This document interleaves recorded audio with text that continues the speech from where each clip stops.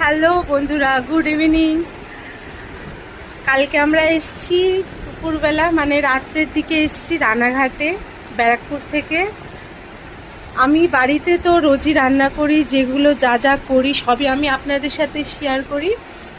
তো আজকে কালকে আমরা আমার দিদির বাড়িতে এসেছিলাম, তো আজকে আমার দিদির বাড়িতে রান্না বান্না আমার কর্তামশাই শুরু করেছে।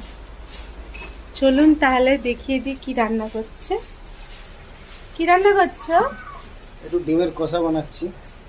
আর বাস আমি ডিমের কষাই বানাচ্ছি, বাকি তোমার তোমরাই করেছো। ওটা তো দিদি বানিয়েছে। হ্যাঁ, তোমার দিদির ফরমান যে আমার হাতে খাবে। আগের দিন কষা কষা মাংস খেয়েছে, আমার হাতে একটু ঝাল ঝাল। তো সেই জন্য বললো আজকে কোনকে বানাতে দিও না, আমাকে বানাতে দিও। তার জন্য বানিয়ে দিচ্ছি আমি ওকে ডিমের কষা।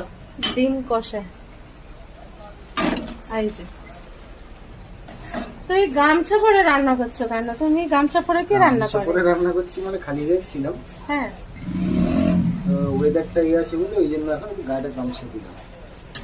আজকে সত্যি খুব বৃষ্টি হবে, ওয়েদারটা খুবই মানে কালো হয়ে এসেছে না?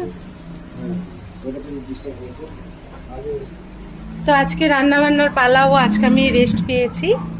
আর আমার বাইরের ওয়েদারটা দেখুন, এখানে পুরো মেঘ কালো হয়ে এসেছে।